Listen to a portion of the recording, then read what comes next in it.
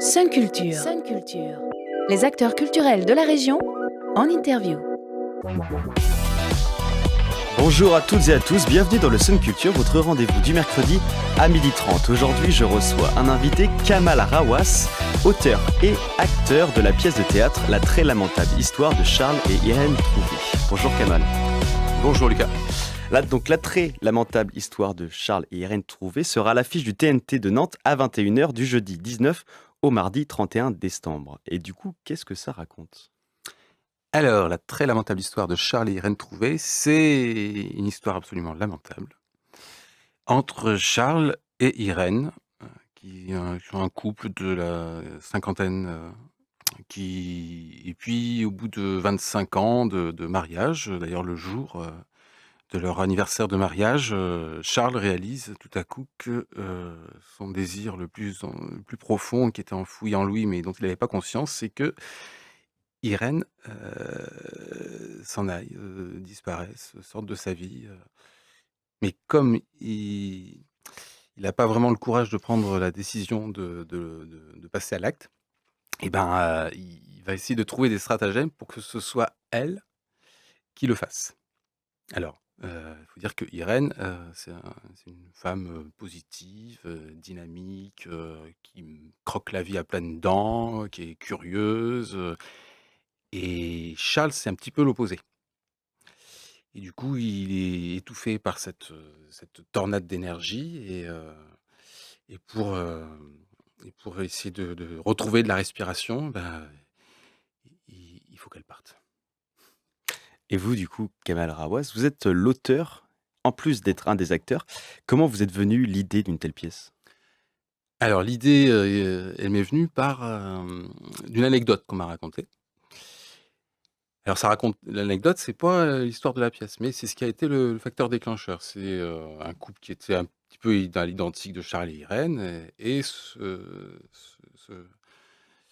gars-là, le jour de sa retraite, alors que ça faisait des années qu'ils vivaient ensemble, de l'extérieur, les gens pensaient que c'était un couple, qui uni, qui s'aimait bien, la femme prenait les décisions et l'homme suivait, ils avaient l'air heureux, en tout cas, là, elle souriait, voilà, et le jour de sa retraite, il a pris ses valises et il est parti, et c'est un truc, vraiment, qui est arrivé et qu'il avait prémédité pendant, je ne sais pas combien d'années, et je me suis dit: «Mais c'est incroyable d'avoir pu garder ça en soi De ronger son frein autant d'années autant de temps». Voilà, je me dis: et «Mais de laisser qu'est-ce exploser. que c'était ce qui se passait à l'intérieur de ça?» Et donc j'ai imaginé, donc pas cette histoire-là, mais ce couple-là, avant cette résolution-là. Du coup, il y aura une autre résolution dans ce que j'ai imaginé. Mais qu'est-ce que ça impliquait comme type de relation entre eux? Est-ce que voilà, ça raconte, cette chose-là. Et vous, Kamal, pour se mettre dans la peau en fait d'un de ces personnages qui, Mmh. qui est quand même, on va le dire, un peu dépressif, un peu qui broie du noir, qui ronge son frein. Mmh. Comment comment on se prépare en fait à un tel rôle pour justement monter une pièce comme ça? Bah, avant de me préparer pour le rôle, c'était, surtout dans l'écriture. Là, il fallait que j'imagine ces 2 personnages. Bah, ça, c'est dans le propre de l'écriture, bah, c'est en fait, finalement, c'est un petit peu comme, le jeu de comédien, c'est-à-dire qu'on se met on se met à écrire comme si c'était les personnages qui finalement qui écrivaient à notre place. On essaye de voir qu'est-ce qu'ils ont, comment ils parlent, comment est-ce qu'ils se défendent dans telle situation, heu, en fait, c'est comme si on jouait à être tous les personnages quand on écrit. Quelque chose qui est un petit peu de cet ordre-là. Alors il y a d'abord pour préparer toute l'histoire, il y a tout l'arc narratif à construire, mais une fois que tout ça, toutes les bases sont là, il faut essayer de se laisser faire par les personnages pour que ce soit un petit quelque part eux Qui guide qui en prennent fait, la parole, quoi. Mmh. C'est eux qui prennent le pouvoir, c'est eux qui se mettent à exister. Voilà. Alors ça, c'est bon, on y arrive plus ou moins, voilà, c'est c'est tout, le pari de l'écriture, de cette chose-là, et c'est tout aussi le plaisir c'est pour ça que le plaisir de l'écriture, et après, le jeu, c'est autre chose, parce que du coup, là, je deviens comédien. Il faut que je fasse comme si c'était quelqu'un d'autre qui avait écrit la pièce. Et là, j'obéis à la metteuse en scène, en l'occurrence Émilie Eouzan, une metteuse en scène de Vendée que j'aime beaucoup et donc à ce moment-là, c'est elle qui me dirige en me disant: «Ben non, ton personnage, il est comme ci, il est comme ça» et c'est Une l'auteur sorte, a une sorte de schizophrénie en fait artistique voilà, là, qui se met en l'auteur, place, il quoi. doit la mettre en veilleuse Ouais, oui. et c'est le comédien, cette fois, qui doit dire, enfin, voilà, qui doit essayer de suivre les indications de sa metteuse en scène et de comprendre ce qu'elle désire, et de se laisser faire comme l'autre comédienne, Delphine Ledoux qui joue donc, mon épouse sur, bah, voilà, on est au même titre, on est au même niveau à ce moment-là et pour le 3e larron dont on va peut-être parler, qui est aussi un personnage un peu différent. Mais justement, on va en parler de Sébastien Loiseau, Mmh. qui tient un rôle un peu particulier dans la pièce, puisqu'il s'immisce, enfin, il est un peu en parallèle de votre conflit, conjugal avec, Irène Trouvé. Quel est son rôle, en fait, exactement? Alors au départ, quand je l'ai écrit la pièce, moi j'avais mis juste une voix off, un peu comme, dans Amélie Poulain, il y a une voix Mmh. off qui raconte qui est un peu le lien entre le spectateur et l'histoire et là, la metteuse en scène, elle a décidé d'incarner cette voix off avec un narrateur qui est aussi musicien, donc Sébastien est musicien, il est aussi accordéoniste et guitariste et c'est un narrateur qui manipule ses personnages. Il manipule Charles et Irène, comme s'il était un magicien et nous, c'est marionnettes. Marionnettiste Voilà, ou mmh. marionnettiste et nous, c'est et donc on lui a pas donné on n'a pas trouvé de nom, on l'a appelé Wof et voilà, donc lui, son rôle, c'est d'être, Wof, de nous manipuler, de jouer de la musique et puis d'être, du coup, le fil conducteur et le lien privilégié avec le spectateur. Donc il va voir les spectateurs, il leur parle en direct, il nous arrête, il nous fait des arrêts sur image, pour, tout d'un coup faire des incises à l'adresse des gens, il va parmi eux, voilà, c'est vraiment une façon d'être en lien direct, avec le public. Et pour vous, est-ce que c'est une pièce sur la lâcheté de l'homme ou tout simplement une introspective sur la vie conjugale? Ah bah, c'est clairement une pièce sur, la lâcheté masculine. Voilà, donc c'est ça qui est assez, jubilatoire, là-dedans et parce que, ce qui est intéressant, c'est qu'il comme il a pas le courage de passer à l'acte, il essaie de trouver des stratagèmes pour que ce soit sa chair et tendre qui est bien plus courageuse que lui, Près de la porte, ouais, qui exactement, ouais. qui elle prenne les décisions, quoi. Mais elle, ce qui est aussi joli dans l'histoire, c'est qu'elle, elle l'aime.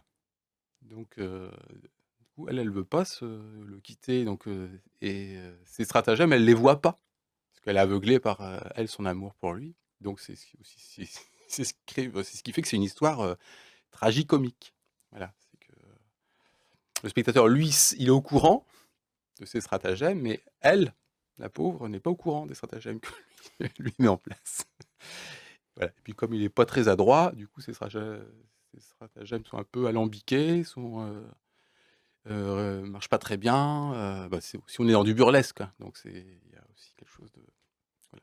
Oui, beh, justement, un spectacle assez burlesque, comique et qui parle justement d'une vie conjugale. Moi, j'ai envie de vous demander comment on fait pour ne pas tomber dans du théâtre de boulevard? Pour justement pallier à ce genre-là? Bah, je sais je sais pas si je pourrais comment répondre à ça. C'est si vous voulez, c'est pas si tu veux, c'est pas le schéma, habituel je sais pas ce que c'est le schéma habituel du théâtre de boulevard, Oui, c'est pas non plus, voilà, c'est pas on est l'amant caché dans le placard, non, surprise, c'est tout pas ça, ça, justement. c'est pas, sur, la misogynie enfin, comment dire, Ce que je veux dire, c'est la profondeur, en fait, que vous apportez ouais. à l'écriture, dans l'écriture de la pièce. Voilà, il y a aussi toute une réflexion aussi derrière, je suppose? Bah, j'espère. Enfin, il y a de la puis il y a de la sincérité et puis après dans le théâtre de boulevard, il y a plein de choses parce que je sais pas, Le Canard à l'orange, par exemple, c'est du théâtre de boulevard, mais c'est une pièce qui est géniale. Enfin, il y a tout dans le théâtre de boulevard, c'est-à-dire qu'on peut être dans une comédie Mmh. légère et puis en même temps être dans une grande qualité d'écriture et puis la sincérité des personnages, enfin, c'est pas parce que c'est catalogué théâtre de boulevard que c'est forcément, vulgaire, superficiel, je sais pas quoi. Ça peut être aussi, voilà, il y a des très Oui, bonnes c'est pièces de vrai que boulevard aussi, donc c'est un terme Woody un peu Allen fait fourre-tout, oui, fait bah, oui. aussi des fois du Mmh. théâtre de boulevard de grande qualité, enfin, c'est, Et, Voilà. et vous, justement, vous avez l'habitude de faire de la comédie? Ça fait déjà quelques années que vous faites. Parce que c'est vrai que vous étiez parti. Enfin, vous étiez venu justement sur l'antenne de Sun pour parler de votre dernière pièce qui était le Le projet Phoenix qui a eu un grand succès. Voilà, ouais. Donc vous, Bah, vous effectivement, moi, je venez. suis plus attiré par la comédie. Je regarde pas forcément que ça, mais quand j'écris, c'est quelque chose dont je suis plus proche. J'ai plus de facilité à écrire des choses, dans le registre de l'humour parce que c'est ce qui me permet de trouver la bonne distance par rapport à ce que je vois.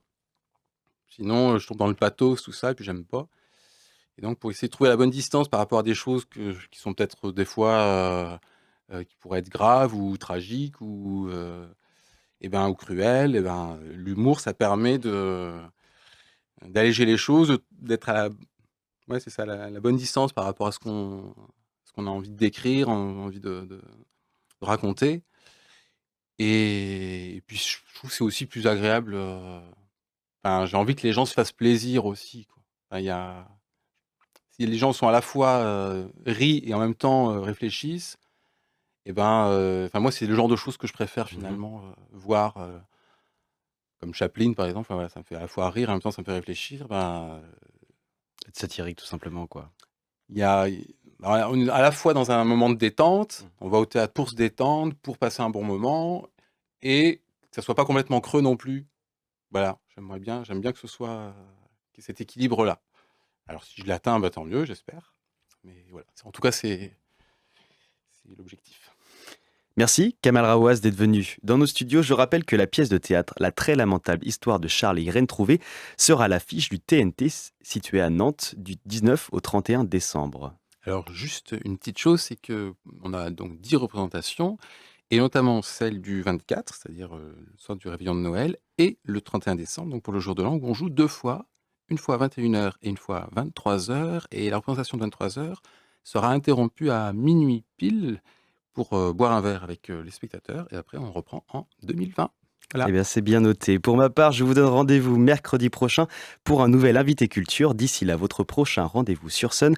Découvrez à 13h30 une nouvelle histoire Sun Junior à écouter avec les enfants. Belle journée sur Sun.